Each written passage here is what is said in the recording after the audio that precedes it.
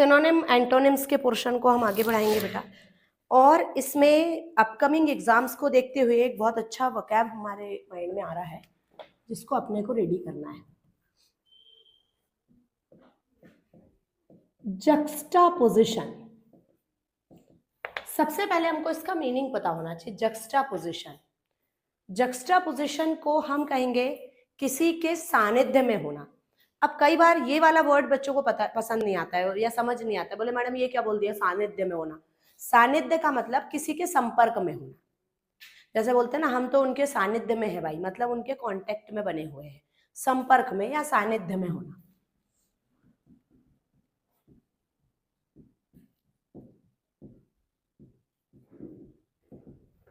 Synonym आएगा बेटा contact. आपने एक शब्द सुना होगा रिमोट। रिमोट देखा है एसी का, टीवी का। ये रिमोट उतने ही एरिया में चलता है जितने एरिया में उससे कांटेक्ट बना होता है ना। तो रिमोटनेस,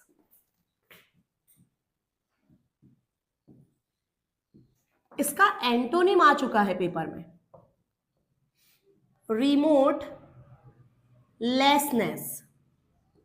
जो रिमोट से लेस है और या फिर जो अलग है, सेपरेट, तो उसका नाउन बनाएंगे अपन सेपरेशन। वर्ड को बहुत ध्यान से देखिए, पेपर में देखने को ये आपको मिल सकता है बेटा, ठीक है। इसके बाद हम अब आगे बढ़ते हैं। तो नेक्स्ट वोकैब हमारा रहेगा कीन।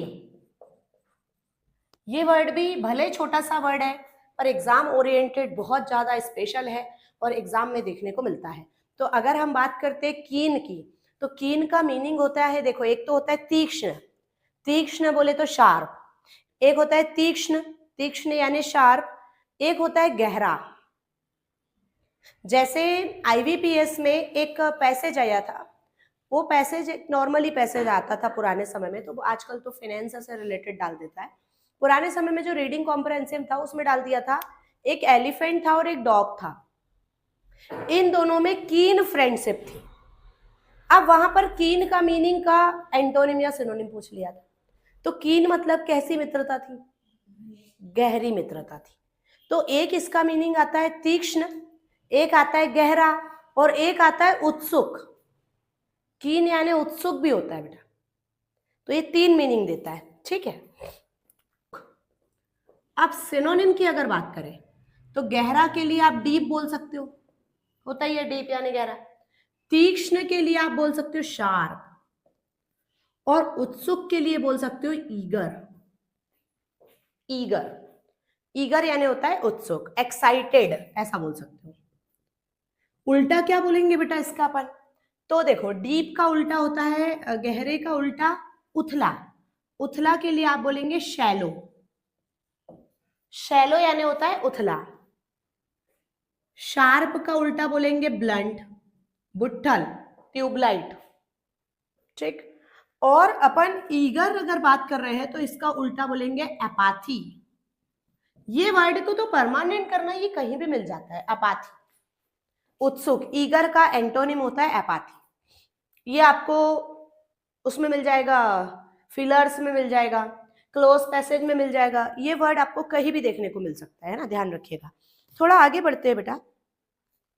एक वर्ड हमने आपको पुराने समय में सिखाया है, शायद पुरानी क्लास अगर लगाए होंगे तो, नेविश, है ना, याद आया? तो अपन ने इसको ऐसा पढ़ा था, अभी याद कर लो जिनको नहीं मालूम है तो। जो नेविश होता है वही लेविश होता है। जो नेविश होता है वही लेविश होता है, मींस जो बेईमान होता है वही खर्चीला होता है बेटा। अब बोले मैडम कैसे? जो बेईमान होगा वो खर्चीले कैसा होगा? तो बेटा मेहनत से कमा के देखो और फिर खर्च करके बताना। जो बंदा मेहनत से कमाता है, हार्ड वर्क करता है, वो इकोनॉमिकल होता है, 2 रुपए बचा के चलने पर विश्वास करता है, बचत करता है। और जो पैसा ऐसे ही उड़ाता है तो फिर उसकी पैसा मेहनत का नहीं है, ये आप माइंड सेट करके चलिए। या फिर उसमें बुद्धि नहीं है। 2 प्रकार की बातें भी हो सकती है ना, कि भाई बुद्धि नहीं है कि पैसे को खर्च कैसे करना है, पर कोविड ने सिखा के गया है बेटा कि बचत ही काम आती है। तो इसका मैं ये क्यों बता रही हूँ कि उसमें बुद्धि नहीं है या ऐसे शब्द, क्योंकि एक क्वेश्चन आ चुका है खर्चीला के लिए, एक शब्द अपन ने ई अल्फाबेट में पढ़ा है, एक्स्ट्रावेगेंट, अगर आपको याद होगा तो। एक्स्ट्रावेगेंट का सिनोनिम फूलिश आता है पेपर में। क्या आता है? फूलिश। फूलिश यानी मूर्ख। तो बोले मैडम खर्चीला और मूर्ख, बिल्कुल होता है।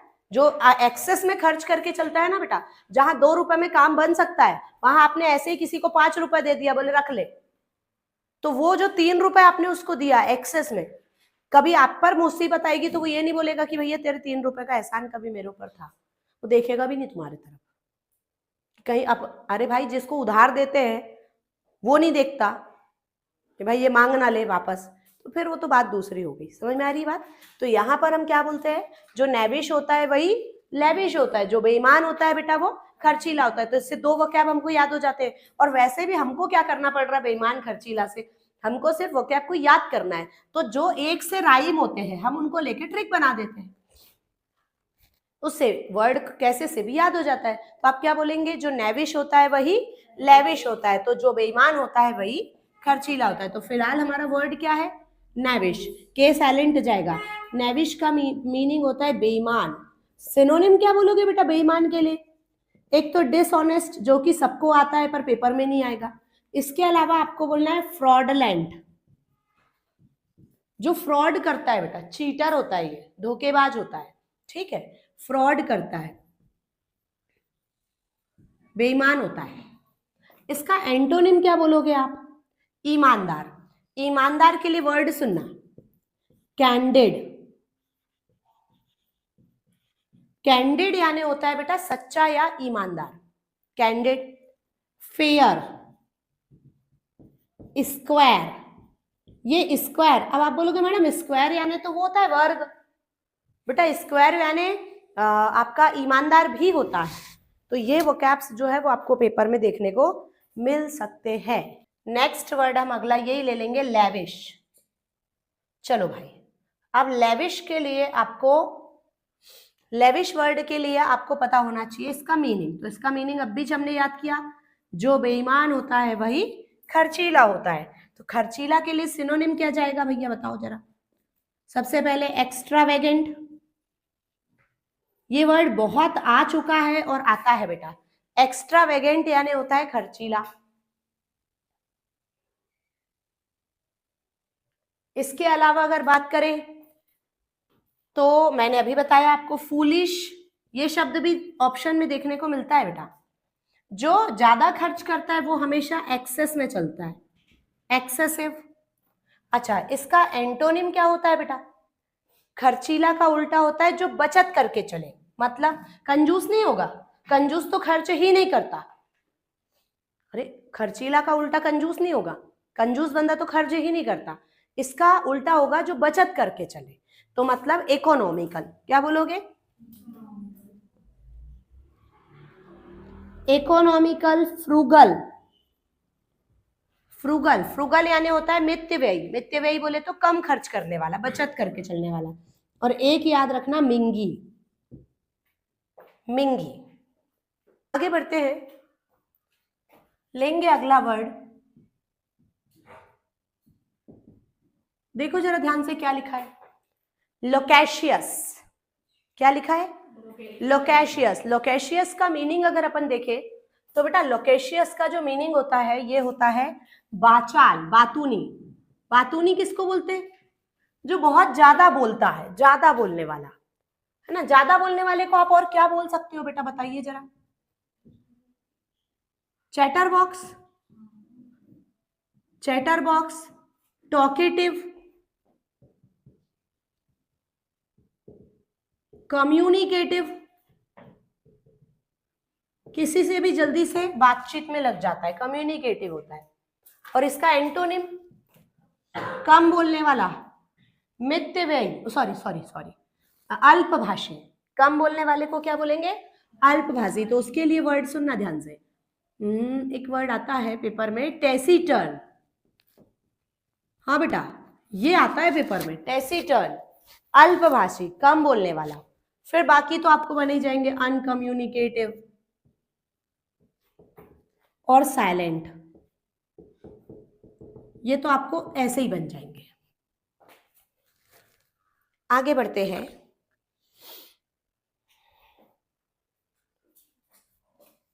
बहुत ही इंपॉर्टेंट वर्ड पेपरों में देखने को मिल रहा है, लेजिटिमेट। क्या लिखा है ये, पढ़ो जरा, क्या लिखा है ये, लेजिटिमेट। लेजिटिमेट का मीनिंग सुनो किस लेवल पर आता है। इसका वैसे मीनिंग होता है वैध, उचित, और आपने एक शब्द सुना होगा जनरली जायज, बोलते ना ये मेरी जायज संपत्ति है, इस पर मेरा जायज अधिकार है, या ऐसा नहीं सुना होगा आपने, तो ऐसा सुना होगा ये उसकी नाजायज औलाद है, ये शब्द सुना होगा। मतलब जो वैध नहीं है, अप्रूव्ड नहीं है, वो होता है इलेजिटिमेट, और लेजिटिमेट उसका अपोजिट, जायज। ठीक है, तो ये लिटरेचर वगैरह में भी उसका इलेजिटिमेट सन है, उसका लेजिटिमेट सन है, तो ये वर्ड बहुत ज्यादा देखने को मिलता है और एग्जाम में भी आता है बेटा। तो यहाँ पर अपन इसका सिनोनिम जैसे अगर देखेंगे तो मीनिंग क्या निकालेंगे, पहले तो उचित या वैध, उचित या वैध। अब सिनोनिम की अगर अपन बात करें तो सिनोनिम में हम ये बोलेंगे, सिनोनिम में वैलिड, अप्रूव्ड, है ना, सर्टिफाइड,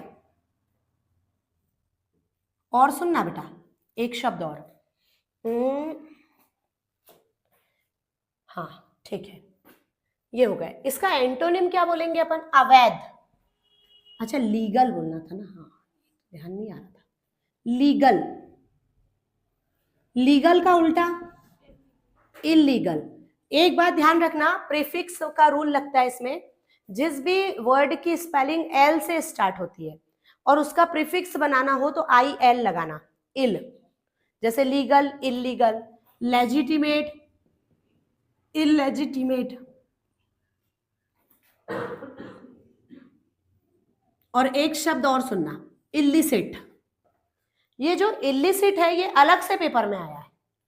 इलिसिट का मीनिंग होता है अवैध। किस मीनिंग में दिया था ये, अवैध। तो इसका सिनोनिम वगैरह पूछ लिया होगा, ये मुझे ध्यान नहीं है एग्जैक्ट कि किस एग्जाम में आया, पर आया है इलिसिट। इसके बाद हम आगे बढ़ते हैं, एक वर्ड और लेंगे हम, लॉपसाइडेड। ये अभी स्टेनोग्राफर के पेपर में आया है बेटा, एसएससी। अब देखो एसएससी के पेपर में आया है तो जरूरी नहीं है कि किसी और एग्जाम में नहीं आ सकता, श्योरली आ सकता है, गारंटेड। लॉपसाइडेड को ऐसा याद करना, ऐसा ऐसा हाथ बनाना, लॉपसाइडेड, ऐसे बोल के ऐसे ही याद करो, ये लॉपसाइडेड है मतलब तिरछा है, ये सीधा है और ये, तो इसको ऐसा तिरछा ना बोल के क्या बोलो, लॉपसाइडेड है। मैंने ऐसे ही याद किया था, मुझे याद हो गया एक ही बार में। तो अब बात यहां पर आती है कि तिरछा, इसका सिनोनिम क्या होगा भाई, तो इम्बैलेंस। क्यों इम्बैलेंस बोले मैडम, क्योंकि सीधा होता तो बोले भैया बैलेंस है, ये उल्टा है तो क्या बोलेंगे, इम्बैलेंस है। इसका एंटोनिम बैलेंस। बैलेंस को कहते हैं सीधा संतुलन, स्ट्रेट बोल सकते हो। एंटोनिम में क्या बोल सकते हो, स्ट्रेट, स्ट्रेट यानी सीधा। और एक और बोल सकते हो आप इसमें, इक्विलिब्रियम। अगर आपको याद होगा मैंने इसे आपको अपने ई अल्फाबेट में पढ़ाया है बेटा, इक्विलिब्रियम। इसको याद रखने का बहुत ही आसान तरीका, देखो इक्विलिब्रियम शब्द को ये सब पढ़ो यहां से, इक्वल, सबको मालूम है इक्वल का मीनिंग, अलग से आपको पढ़ने नहीं जाना है। नहीं मालूम क्या इक्वल, नर्सरी केजी 1 के बच्चे को इक्वल टू पढ़ाते थे ना, तो इक्वल का मीनिंग सबको आता है। तो इक्विलिब्रियम यहीं से रेडी करना। और एक एल अल्फाबेट में आज लास्ट वर्ड पढ़ेंगे और इसको कंप्लीट करेंगे, लीथल। अब इसका प्रोनाउंसिएशन बिगाड़ो, क्या पढ़ सकते हो उसको, लीथल को आप और क्या कह सकते हो, लेथल, लेथल कह सकते हो। लेथल के अलावा और इसको आप टीएच को हम लोग दा भी पढ़ते हैं बेटा, आप बोलो लेदल, क्या बोला, लेदल। जब लेदल को बोला तो किसी वर्ड की याद आई, क्या? लेदर। अरे एक तोतले को बोलो कि लेदर बोल, तो क्या बोलेगा? लेदर, ऐसे ही बोलेगा। तो वहां से हम वर्ड बनाएंगे ना, हमको उससे क्या मतलब, हमको सिर्फ वर्ड बनाना है भाई, कैसे भी करके याद हो जाए। लेदर यानी होता है बेटा चमड़ा। चमड़ा किसी भी जीव या जानवर का कब निकाला जाता है? या तो वो खुद से मर जाए, नहीं तो इंसान मार देता है ना, इतना कैपेबल तो होता ही है। तो उसके मरने के बाद तो इसका जो मीनिंग आता है वो मरने से ही रिलेटेड है, मृत्यु से रिलेटेड।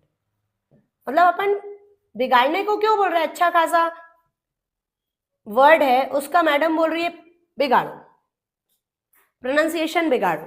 तो प्रोनाउंसिएशन क्यों बिगाड़ो? ताकि वो आपको याद हो जाए। जैसे आपको लीथल दिखे तो आपको याद आ जाए कि अरे मैडम ने तो इसको लेदल पढ़ाया था, और लेदल बोले तो लेदर, लेदर बोले तो ऑप्शन 4 दिख जाएंगे उसमें, डेथ, मृत्यु से रिलेटेड। तो इसका सिनोनिम आया है, बहुत बार आया है पेपर में। इसका सिनोनिम किसी किसी पेपर में डेडली आया है, किसी किसी में डेथली आया है। डेथली बोले तो बेटा जो मरणशील है, यानी मॉर्टल है, जो क्या है, मॉर्टल है। और एंटोनिम क्या बनेगा भाई? अमर, बोलो। इमॉर्टल बन सकता है या फिर परमानेंट।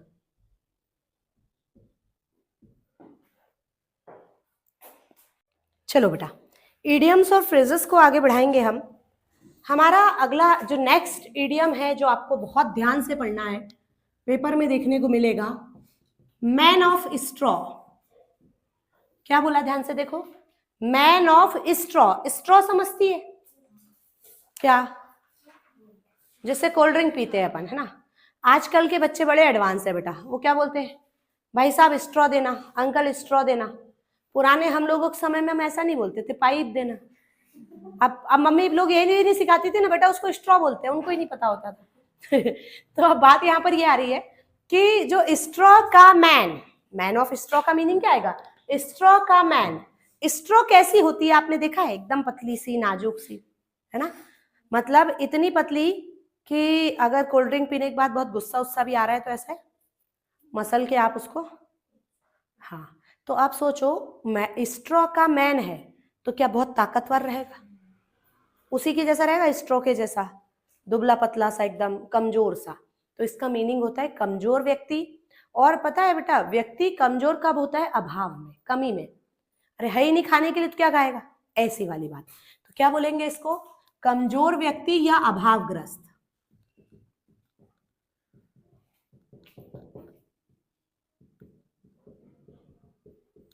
सिनोनिम क्या बनेगा इसका? Fragile, feeble. फीबल को ऐसे याद रखना बेटा, फीबल दुर्बल, याद हो जाएगा, फीबल दुर्बल। और एक याद रखना, डेवाइल।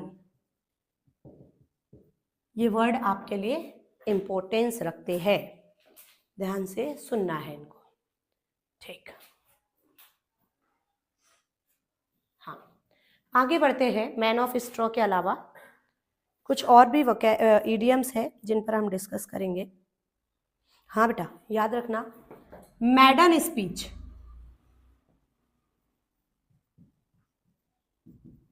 मैडन स्पीच को हम कहेंगे फर्स्ट स्पीच, पहला भाषण। लास्ट टाइम मैंने आपको एक वीडियो में बनाया भी है, ये बताया भी है, एक क्लास में हम लोगों ने पढ़ा था, स्पीच यानी भाषण, पहला भाषण मैडन स्पीच, भाषण देना डिलीवर स्पीच या मेक स्पीच, और एक बताया था आपको तात्कालिक भाषण एक्सटेम्पोर, मेरे ख्याल लास्ट क्लास में ही बताया था। एक्सटेम्पोर, एक्सटेम्पोर का मतलब होता है तात्कालिक, विदाउट एनी प्रिपरेशन। कई बार ऐसे लोग होते हैं ना, कुछ लोग उठे और मंच पे चढ़े और भाषण देना स्टार्ट कर दिया, है ना, जिनका मतलब जिनकी बुद्धि बहुत ज्यादा होती है या जिनका ओरेटरी पावर बहुत अच्छा होता है, इनको प्रिपरेशन की जरूरत नहीं होती बेटा। तो इनके पास एक अलग लेवल का टैलेंट होता है, उसे कहते हैं एक्सटेम्पोर, तात्कालिक भाषण, ठीक है। तो यहाँ पर हम क्या बोलेंगे? मैडन स्पीच। तो ये कौन सा भाषण? पहला। इसके ऑप्शन सुनना कैसा मिलता है, emotional speech, brief speech, primary speech और फर्स्ट स्पीच। तो प्राइमरी नहीं बोलना है, आंसर क्या बोलना है? First speech. इसको ऐसे ही याद करो, मैडन स्पीच, फर्स्ट स्पीच। बहुत अच्छे से याद हो जाएगा बेटा ये आपको।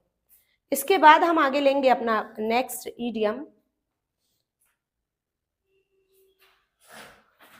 ये पेपर में आया है किसी, टू मेक लाइट ऑफ। अब बोले ये क्या मीनिंग देगा मैडम, तो सुनना, मेक यानी बनाना, लाइट यानी हल्का, किसी को हल्के में लेना। अब हल्के में हम किसको लेते हैं, जिसको हम ज्यादा इंपॉर्टेंट नहीं मानते या जिसको हम ज्यादा इंपॉर्टेंस देते नहीं, तो उसको हम क्या बोलते हैं, हाँ ठीक है। जैसे कई बार ऐसा होता है, घर पे कोई फंक्शन होता है, 4 प्रकार के लोग आते हैं। एक ऐसे लोग आएंगे, जैसे सपोज हमारे मामा जी, बेटा सब आ जाए, जैसे मैं अपने मामा की बात करती हूँ, मेरे यहाँ कोई भी कार्यक्रम है और मेरे यहाँ सारे लोग आ जाए, पर नजरें पता है किसको ढूंढती है, मामा जी को, आए नहीं। और जैसे मामा जी आ गए, फिर कोई आए और कोई मत आए, कोई मतलब नहीं। मतलब कहने का ऐसा कोई मतलब नहीं, क्यों बोला, क्योंकि हमारे सबकी लाइफ में एक पर्सन ऐसा होता है जो हमारे लिए बहुत इंपॉर्टेंस रखता है, और एक ऐसा होता है जो आइच काय को गया। कौन होते हैं वो हमारे, हाँ सबको मालूम तो है, बताने की जरूरत ही नहीं है। फूफा जी टाइप के लोग होते हैं बेटा ये। देखना फूफा जी, वीडियो अपलोड होगा। तो मेक लाइट ऑफ, अब यहाँ पर अगर अपन बात करते हैं तो इसका मीनिंग पता क्या होता है, इसका एक्चुअल में ऐसा मीनिंग नहीं होना चाहिए था, पर होता है तुच्छ मानना, टू ट्रीट एज, इंग्लिश में देखो इसको, अनइम्पोर्टेंट। समझ गए ना बात को, बोलो हाँ, जबरदस्ती नहीं बोलना, हाँ बोलो, आई बात समझ में। तो ये क्वेश्चन आया है, ठीक है, 2012 एसएससी स्टेनोग्राफर में आया है। और इस बात को पकड़ के मत बैठ जाना कि स्टेनो में आया तो और कहीं नहीं आएगा, बिल्कुल आएगा। हाँ, और एक और आया है, to make one's mark, mark यानी चिन्ह, वंस यानी किसी व्यक्ति का, मेक यानी बनाना। अब इसको वो करके याद करो। कई बार ऐसा होता है ना, बोले छाप छोड़ना, ये मुहावरा सुना होगा। छाप छोड़ना मतलब कोई आपके बीच में आया, बहुत ही कम समय में फेमस हो गया एकदम, और अपने बीच से चला गया, तो अपन कहते हैं ना, भैया भले वो इतने कम समय में रहा हमारे साथ, लेकिन छाप छोड़ के गया है, मतलब उसका प्रभाव उसने आपके ऊपर बना के गया है। तो बोलते हैं अपना गहरा प्रभाव छोड़ना या फिर फेमस होना। तो इसका इंग्लिश में ऑप्शन आता था बिकम फेमस।